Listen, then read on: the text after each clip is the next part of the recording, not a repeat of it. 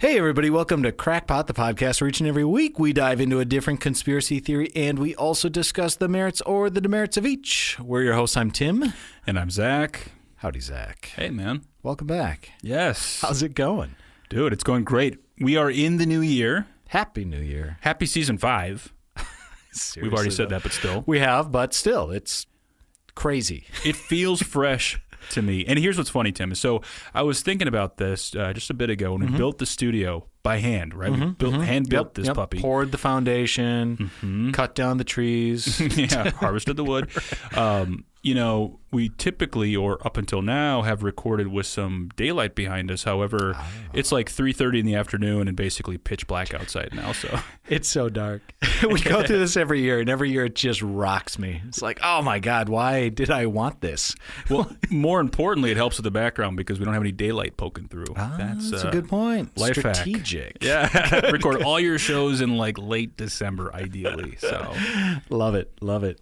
So we're back at it, huh? We're back at it again. We got another one of those ones that are going to just give me an existential crisis from the get-go. Is that kind of where we're at? 1,000%. Good. It's been a theme. I both love it and hate it. So thank you. No, exactly. And I think, you know, like how I've started the previous 2 shows that were, you know, similar types of topics. Can I quote you? Yes. I don't know what we're talking about. I have no idea. Dude, are you reading my notes here? Because I'm going to tell you right now, once again, my friends, to everybody out there, I genuinely don't know what we're talking about because it's so bizarre, dude. And I believe you now. That's the thing. Before I was like, oh, come on, just out with it. Stop playing around. Now I'm like, oh God, yeah. Yeah, I am not playing hard to get here because this stuff is bonkers. And, you know, the last 2 shows talking about this, you know, after near-death experiences, you know, after-death communications, out-of-body experiences, all this cool stuff, this falls into a similar theme. Today I'll be talking about some examples and some things here related to spirit mediumship in non-local minds. And boy, oh boy. Okay. Before we go any further, spirit mediumship. I think I understand what that means. We should talk about that for a sec. Well, the crystal balls and the person with the big hoop earrings that can channel spirits, whatever. I think that's the Hollywood version. Yeah, that's Definitely. the trope. That's the stereotype. Okay, set that aside for 1 second. Non-local minds? What? What is this? I don't really have a definition, but I'll tell you it's kind of like maybe it's remote viewing or psi or spirits communicating to us. Oh. Yeah. Hey. So we're going to talk about that in the back half of the show. So just we'll come around to that later. But to get to that point, what we actually have to start with is mediumship. Can I stop you right there? Yeah. Because I feel like this research and everything else probably corrupted your mind or whatever you want to say. But before this, did you believe in mediums? Not exactly. So let me put it this way. You know, my journey has been, let's just say 2-3 years ago, categorically, I just assumed it was fraud. Okay. Or yeah, no, exactly. Good guesses or something, right? Right. It's almost like a form of therapy. It's like I don't necessarily think that the people who do mediumship or put themselves out as a medium are necessarily doing it with ill intent. Like they could be very helpful to someone who experienced a loss of a loved one or whatever it might be and help them through the process. But I will say right now in this moment, I don't believe it. Cool. That's okay. Yeah, I think that's fine. Yeah. I've come around to it because I have heard accounts of situations where scientifically there's evidence, but practically speaking, I just don't really want to accept it. Yeah. Without going too far into your psyche, why? Why don't you want to accept it? That's what this whole show's about. We're just going to break. This is a therapy session is what you're saying. You're going to give me facts and I'm going to help you talk through it and we're going to come out the other side. We'll get there. Okay, good. But it's tough and it's difficult and it's crazy. And what I would say is that even just to get started, I liked your kind of visual or mental image of what like a medium is, because I think you're right. Like in general, that's kind of right.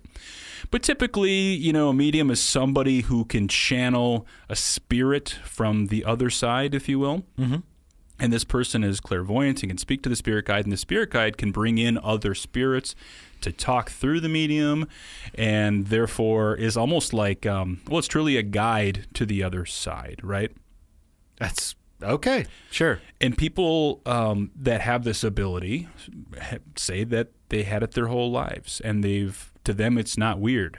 Like, this is just how it is. And, it's later, let's just say in adolescence, when they kind of realize they're hearing things or seeing things, experiencing things that other people aren't. Yeah. So that's where it starts to get a little bit weird. And so oftentimes, as a person becomes a medium, I think they hone their abilities to some degree, but then also it seems to be, let's just say, God-given or something you're born with. Sure. And I'm just going to come out and say it. It sounds like a form of mental illness in a way. I mean, look, if you told me that you were hearing voices, I'd be like, hey, you might need to go get some help or something like that. Yeah, that's a great point. But what you're saying is that there are people that hear things and talk to people who are not, quote unquote, there, that are relaying information that they would have no other way of knowing. Correct. And that's crazy. Yes. And I use the word crazy in the sense of like, that's weird. Yeah. That shouldn't be. It shouldn't be is exactly right. And typically what occurs when a medium is channeling a spirit is they do it in a controlled setting where it's typically very, very dark. Oftentimes, if you see pictures or videos of this stuff, and they're all out there on YouTube, there's usually a very, very dim light, oftentimes red. And so you can see these things happening. Things like so usually what will happen is the medium will start to kind of fall into a trance, mm-hmm. and then start channeling the voice or the voices of the spirits on the other side. So it's almost like talking in tongues, let's just say. Sure. So like the spirit is talking through the person. Exactly. The medium is just, a channel for those voices. Just sounds like fraud. Sounds like hucksterism. Well, and to that end, what we discussed, I think on a recent Thursday show was one of your favorite shows from last year was Harry Houdini. Oh, 100%. Yes.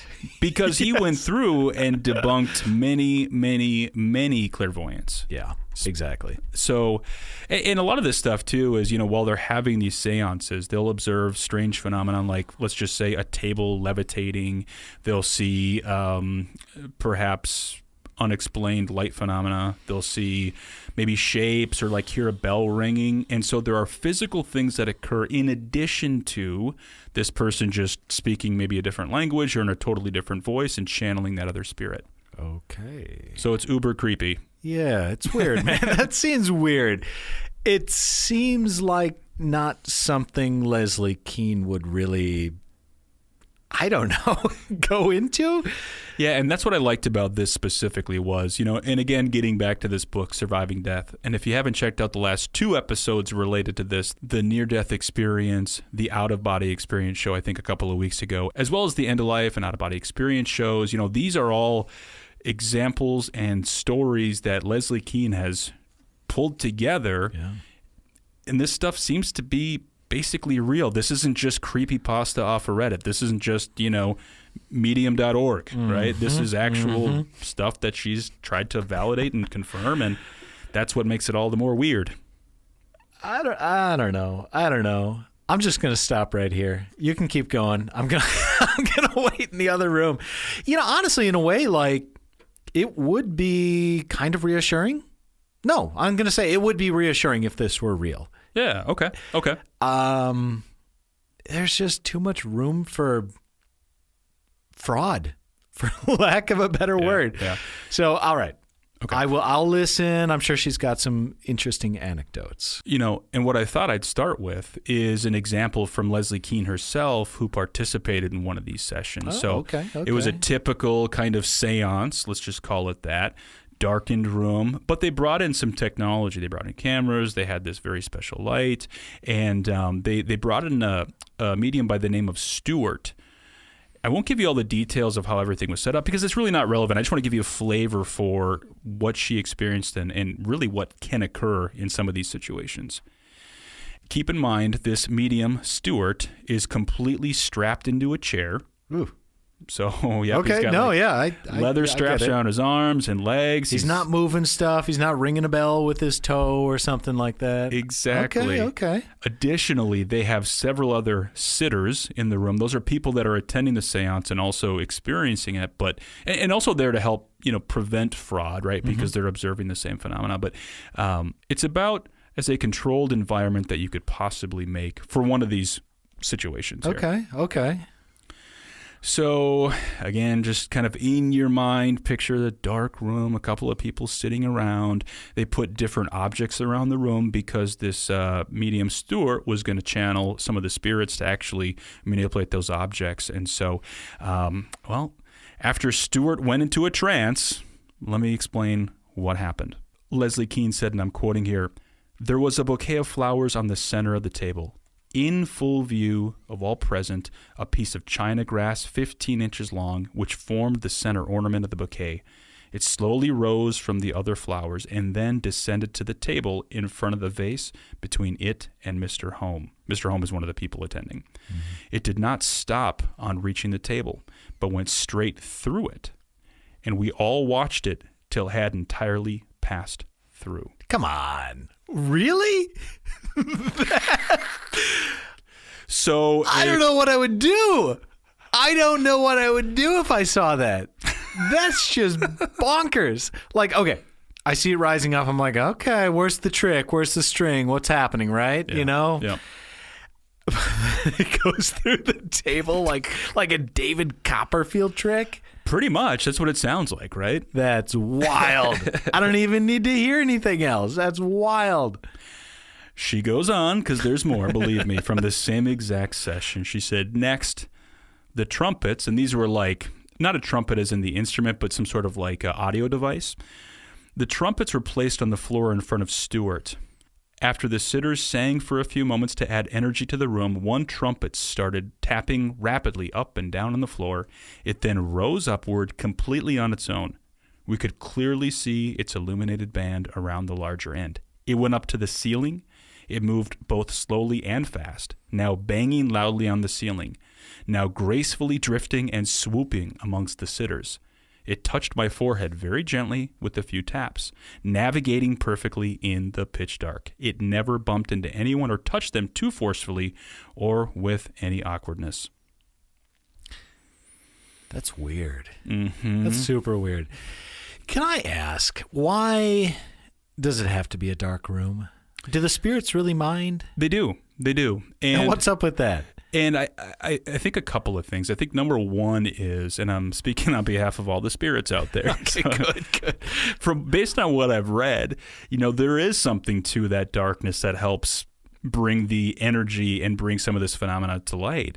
And I don't know why, but I think for the same reason maybe you feel afraid of the dark, or if you hear something kind of crazy. And by the way, ladies and gentlemen, he is afraid of the dark. Yeah, well, but who isn't? Come on, right? Maybe there's something to all that, right? Which is that's when the spirits play. Or yes, okay, but also, if it's pitch dark, it's a heck of a lot easier to hide strings and, whatever it might be, right? That's the whole point, right? That is why you would say, well, why not just do it in broad daylight? Do it in a lab setting at the local university with just 40 gigawatts of, fluorescent light bulbs shining everywhere. Come on.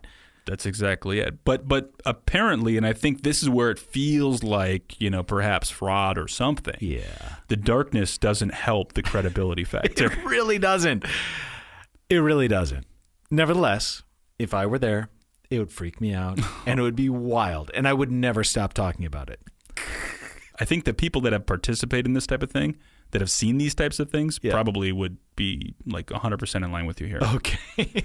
Let's keep going, though, with what else they observed. So she said, there was something utterly beautiful and mesmerizing about the silent display of this material object that had come alive like some kind of magical bird from another world, responsive and intelligent. It was one of the most marvelous spectacles I've ever witnessed. The trumpet also could stop in its tracks in midair. When it rested at my eye level, suspended in front of me, a human voice spoke through it, trying to form words. It was absolutely bizarre to hear a disembodied voice emanating from a cone in midair. Stewart could be heard breathing heavily, gurgling, and coughing due to the ectoplasm. I'm sorry. Okay. There's a lot to unpack here. Can you explain what the trumpet is a little bit better? Is it just like a cone? The way I think of it is probably like an old gramophone, that speaker type thing, right? Okay. Yep, okay. Yep. She didn't actually describe literally exactly what it looked like or what it was made of, but like that is, as I did a little research on the side, like that's basically what I came back with. Okay. And in addition to seeing it float all over the place and tap on things and some people, she also heard a strange, disembodied voice trying to come up through it. That is wild. Did anyone else hear it? Yes. Okay, so yes. other people heard it, but it was like in front of her head, directed at her, right? Not in this situation. So they were able to hear it in the room. It's a few feet away, but they could hear something. Or and it's clearly emanating from this cone trumpet thing. Yes. That had previously been floating around the room. Exactly. What are we talking about? This is not uncommon, man. And this is not uncommon. But here's what I'll tell you is... Come on. Hearing these disembodied voices during these sessions from different parts of the room, sometimes multiple voices, these have been observed. Okay. I'm going to set that aside for a moment. He's coughing because of ectoplasm? How am I supposed to take you seriously? I know, dude. So I should do a quick Google search on my phone just to show you some pictures because it is. Oh, I can perfectly picture it. So here's what it is, though, and this is what's so bizarre is if you think about when mediumship took off, it was really around the turn of the 20th century, right? And so they had photography available to them, but you'd see some of these old kind of almost like Victorian era photos of like a medium where you just have something very bizarre, sometimes like a fluid, almost like a wispy substance coming out of a person's orifices. That is weird. Could be the mouth, could be the ears, could be other places. That is so weird. And what is also weird is that it can form objects. People, what? Wait, what? Mm-hmm. People can touch it. Okay. And what I read was that actually, if a medium is not careful, and let's just say somebody turns the lights on in that moment, it can actually do physical harm to that person because... Oh, really? Yeah, it's almost like something's being ripped from them or something like that. Okay. I want you to explain to me scientifically what that could be. Use the rational part of your brain to tell me what that could be. What is it, mucus? It's kind of what it looks like in the pictures... But let me just tell you, in Leslie Kean's own words, exactly what it's like. Now, in the book, Leslie's quoting from a researcher who's explaining his best understanding of what it is, but he was saying when the energy, the ectoplasm, has been converted into a form visible to you, when it becomes pliable, when I know that it is of a molecular state which will allow me to work further upon it, I then dip my etheric hand into the energy, into the ectoplasm, which I find clings into my etheric hand. The organized mass from which I create my etheric hand has constituency and it has weight. It is the weight that creates the problem. It's difficult for us to manipulate physical weight, physical mass, because I come from a world, as you know, which exists on a finer vibrational level than your own. So I have to slow down my vibrations. Quick translation, nobody knows. I'm sorry I'm having a hard time with this. If you're a medium, I suppose you would say it's some form of energy or life force or something you can control. What's the etheric hand? I want to get into that next. That's like a psychic part of her body or his body or whomever. So during this session with Leslie Kean, one of the mediums asked, and I'm quoting here, "Would you like to feel the hand of a man dead to your world for over 100 years?" No, I don't. That's a very easy answer. She's a good journalist, so I'm sure she said yes. She said, she goes, "You can imagine my answer." And it's like, well, can I really? So he said, he asked me to place my right hand on the table, palm down. The same thing happened. The ectoplasm crept over the edge of the table, and I watched it form into a living hand, which moved close to my hand and touched it. I held that materialized hand in mine. It felt completely normal and human, with joints and bones and fingernails, but much warmer than my hand and larger, with sort of stubby fingers and very soft skin. What? No. So the ectoplasm. I have a hard time saying this, man. So the ectoplasm moved across the table and formed into a hand. And when it touched her, she said it felt just like a hand. That's exactly right. That's what you're saying to me? That's what I'm saying. That is what this accomplished, noted journalist with real credentials is saying? That's exactly right, dude. That doesn't make sense. No. Like, I have been along for the ride up until this point. I'm not, oh man.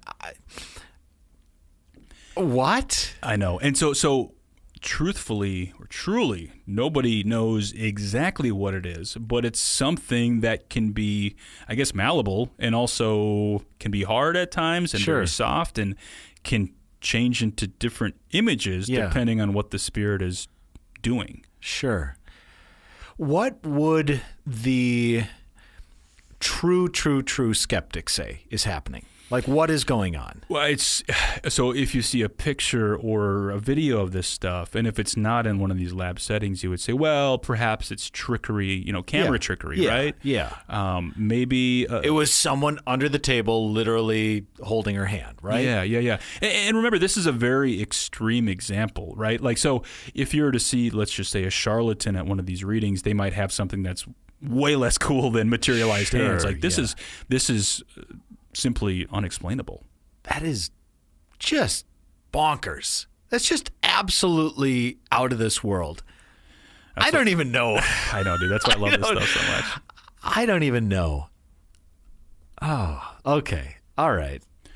Moving right along. Okay. Okay. So you, I assume, are familiar with Thomas Mann. I can see you shaking your head over there, but in case you don't want to say who it is. No. I'll let you tell the listener who Thomas Mann is. 20th century writer from Germany. He was a winner of the Nobel Prize in Literature, and he became interested in mediumship and the paranormal as pretty much like everybody else did back in the early 1900s. Yeah, dude. So, but he was a self-described skeptic, and he was just saying, like, he was also curious, but wanted to basically prove these people wrong. And so he, too, attended a seance. And much like the last one I described, this particular medium was called Willie. I assume it's actually Willy, by the way, because he's German. But anyways, we'll say Willie. Willie was totally strapped into a chair, number of controls in place to make sure that Willie wasn't doing any sort of trickery or magic or whatever the case may be. And after falling into a trance, Willie then was able to channel a spirit named Mina. And here's what Thomas Mann, a Nobel Prize winning writer, described what he saw. He said, Willie went into a deep trance as if he was asleep. His head drooped sideways on his chest until his familiar spirit communicator, Mina, made her presence known through his body movements and responded to questions by squeezes of Mann's hand while he controlled Willie. Initially, nothing happened, so they took a break, and even after that, almost an hour passed with nothing at all. Then, with Willie in a deep trance, Mina returned. The Baron and another sitter encouraged and cajoled her into performing, and she requested the handkerchief. Familiar with what this meant, the Baron dropped a handkerchief on the floor near the table where it lay, a white gleam in the twilight. And he said, before all of our eyes, with a swift, assured, vital, and almost beautiful movement, it rose out of the shadows into the rays of light, which colored it reddish. I say rose, but rose is not the word. It was not that. It was wafted up, empty and fluttering. Rather, it was taken and lifted. There was an active agency in it. Like a hand, you could see the outline of the knuckles from which it hung down in the folds. It was manipulated from the inside by some living thing, compressed, shaken, made to change its shape. In the 2 or 3 seconds during which it was held up in the lamplight, then, moving with the same quiet assurance, it returned to the floor. It was not possible, but it happened. May lightning strike me if I lie. That's bizarre. So he observed this almost like a handkerchief drift up into the light and manipulate into different forms and change shapes and all this really cool stuff. Okay, so probably not at all the most important thing from that, but I got a question. So it sounds like Mina, the spirit, Yes. was common to him, like returned to him often, and like that was his person, this Willie, this who would communicate with him. That's exactly Is that right. common? Do mediums have like a specific guide on the other side often? That's a great question, and actually the answer is yes. Okay. And so what you'll read about or what you'll observe is that oftentimes, a spirit medium can channel different spirits, but they often have 1 or 2 or just a handful where they're consistently able to channel, that spirit. What's in it for the spirit? Like, why do they keep hanging around these people? Go ask a medium, dude. I would love to.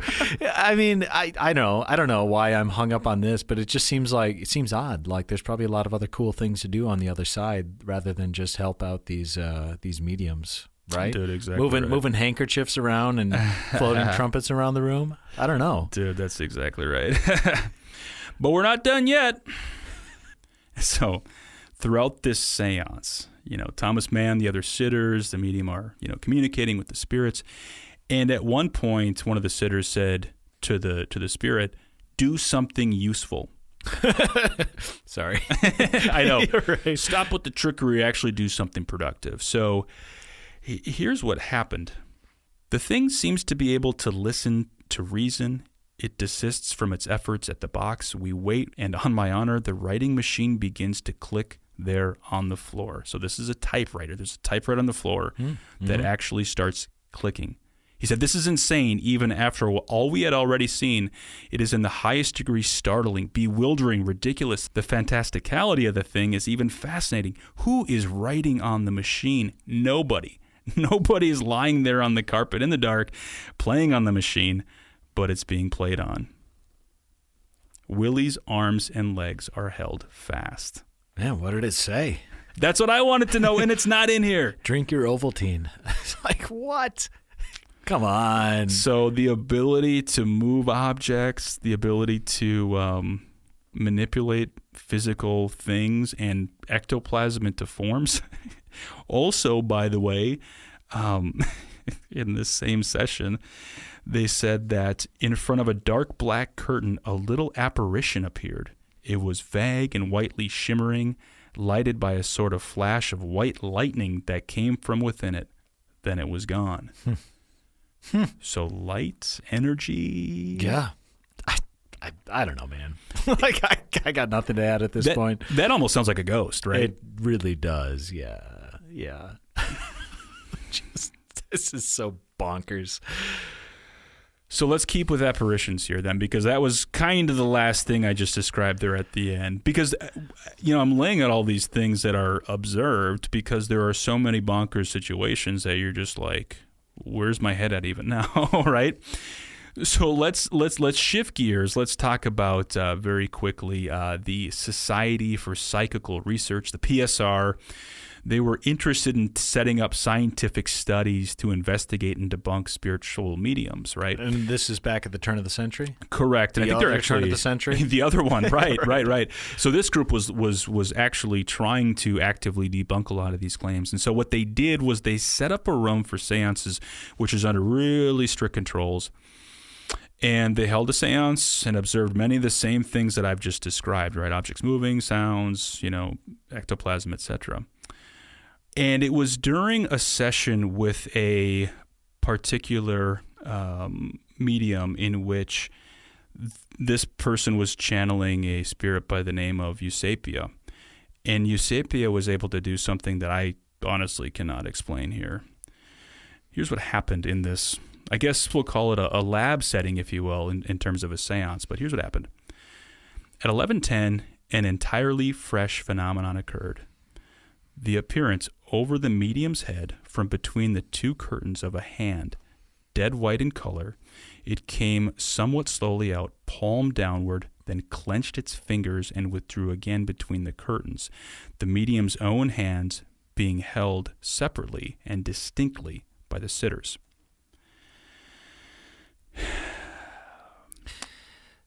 So a hand just showed up out of nowhere. And again, this is in a room that the PSR set up.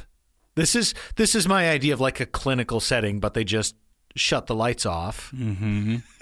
Dimly lit room. And a hand just materializes over somebody's head. Totally, man. Totally. Which is pretty sweet if you think about it. And do something useful. Yeah, I know. In addition, so they had a curtain in the room, behind which sometimes objects would come out and that kind of a thing. And they said when they pushed against the curtain a little later, something solid and tangible within the curtain, like a hand, pushed back strongly against his hand, a material and responsive agent. And of course, nobody was behind that curtain. So the sitters were able to interact with this thing pushing back at them. What? What is going on?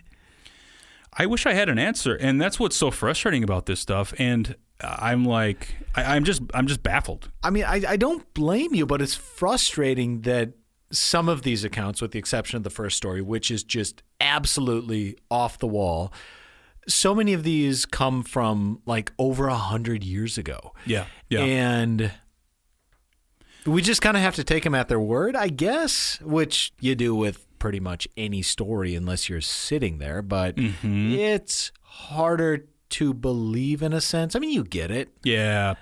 I think, when I kind of, when you look at some of the evidence and especially some of the stuff from, 100 and some odd years ago, given the technology available, right? Like this stuff, the recordings and the pictures and stuff, it would be too easy to fake some of this stuff. But when you have people that are there to specifically debunk things. Exactly. And they see a pair of hands or a hand levitating. Or Leslie Kean. Yeah. Who sees a trumpet flying around the room. I don't even know. I don't either. So the medium is basically opening up a portal, I guess, into a different dimension, into the afterlife. Are these people who have passed away? Are these people that just exist in a different realm? Like who are they talking to, I guess? Yes to all.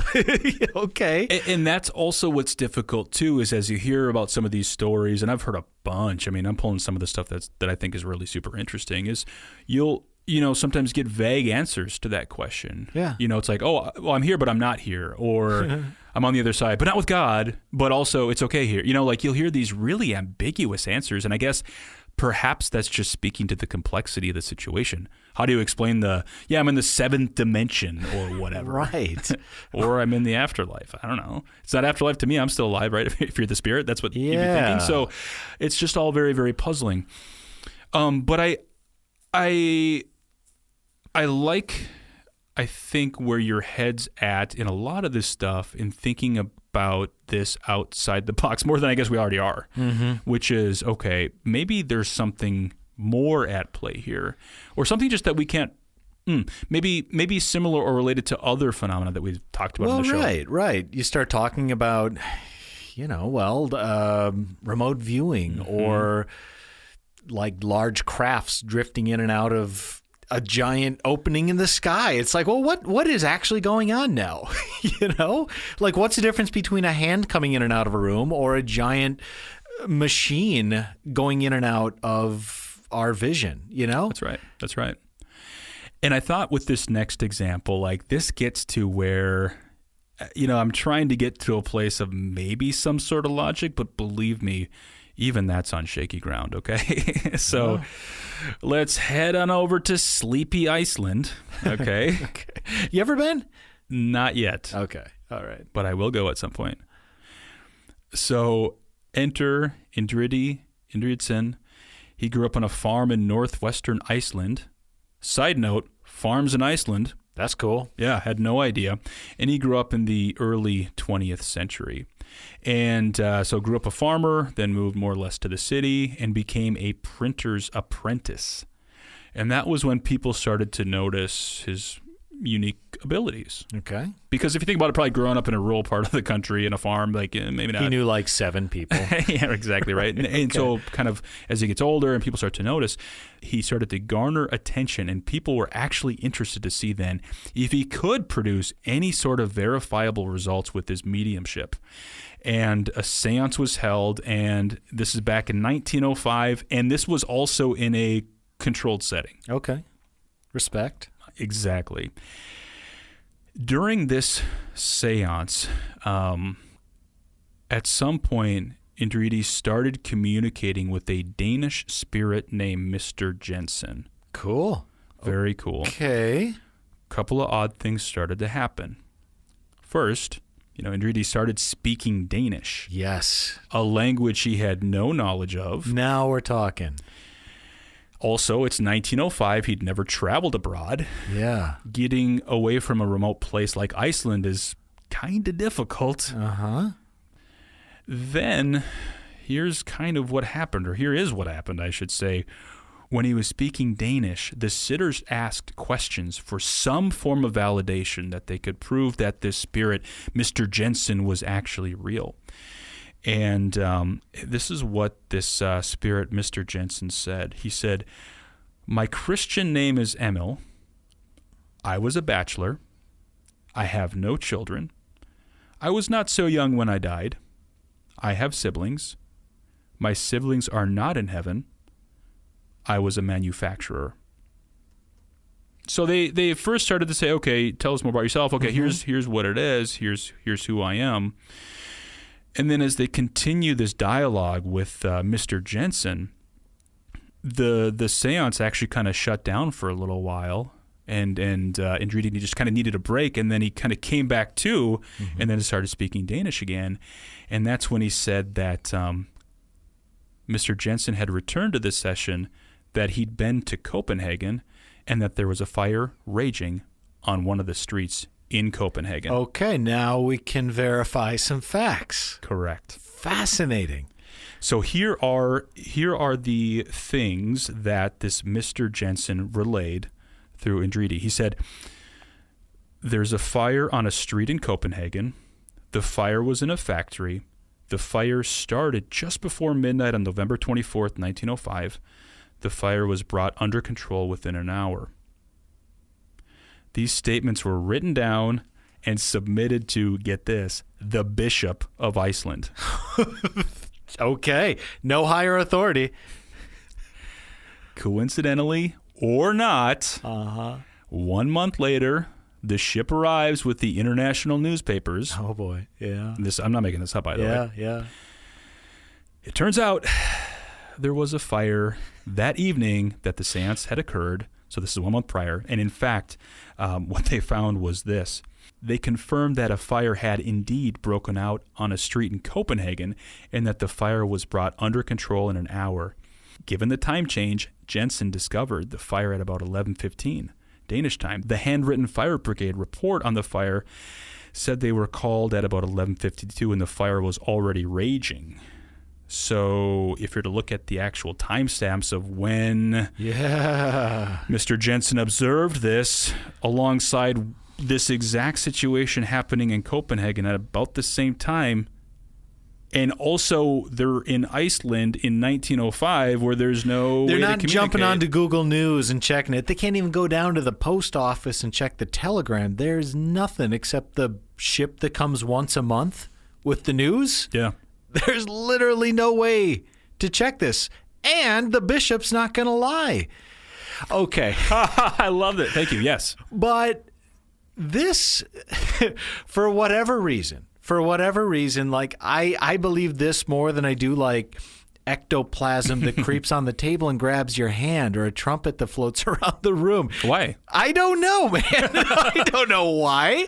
Because it's like, it's verifiable. It is that for probably the only time is like, I'm glad this took place in 1905, and not 2005, because it'd be so easy to do some sort of trickery, tomfoolery, if you will. That's right. But and I don't know what I'm not a magician. I'm not David Copperfield's apprentice, so I can't tell you how to make a trumpet float around a room or a hand materialize out of a curtain. But it seems maybe that there's a way to make that happen. Maybe, I don't know. I'm clinging on to something here. I know where your head's at, though. I get it. And as I sit here and I talk about this stuff, and I'm even thinking about this, where it's like, okay, I'm with you. Like the fact that whatever Mr. Jensen observed, I mean, it was so isolated, right? And it's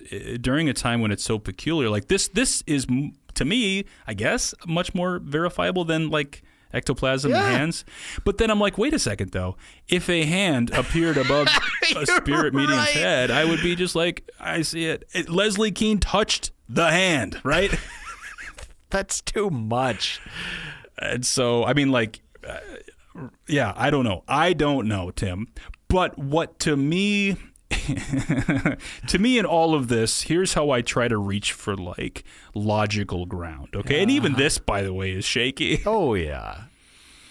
One of the theories in all of this, whether it's the, ectoplasm, whether it's making objects move, whether it's even to some degree this ability to tell you what's happening on the other side of the world, is perhaps it's all related to psychokinesis. Say more about that. And remote viewing. I mean, like so if you think about psychokinesis, I mean, this is the Uri Geller stuff, right? Yeah. This is bending spoons with your mind. Yeah. And these are skills. These are things that can be learned. That's what they say. So if you, aren't super comfortable with this is the other side communicating with us and doing things to show us they're real, then that's fine. But be comfortable with the idea that we can all bend spoons with our minds. So maybe there isn't a Mr. Jensen. Maybe this medium was just able to travel. And that's the way he's able to talk about it or something. I mean, I don't know. I'm not calling him a liar necessarily, but what you're saying is maybe it's the same sort of phenomenon, like just remote viewing, traveling there psychically to a fire in Copenhagen. And so again, kind of having to be comfortable with whatever's going on here. Try to take a little bit of comfort in this. So there have been some studies that have been done. In fact, even back in the 60s, there was an interesting paper in which they were actually bringing in people that are not mediums, had no abilities whatsoever. You or me, anyone off the street. Exactly. And they were actually training them to do some of these types of things. Who is training them? Some of the researchers and studies, leaders. Okay, sorry, I didn't mean to cut you off. Keep going. Yeah, and so it's crazy. So they actually conducted experiments in which table levitations and other physical phenomena have been generated through somebody's own focus and attention, and not through eliciting the assistance of any mediums or discarnate agents. These human-generated events can be repeated and documented. So the science here on some of this stuff is maybe this is a human ability that we didn't know about. Wow.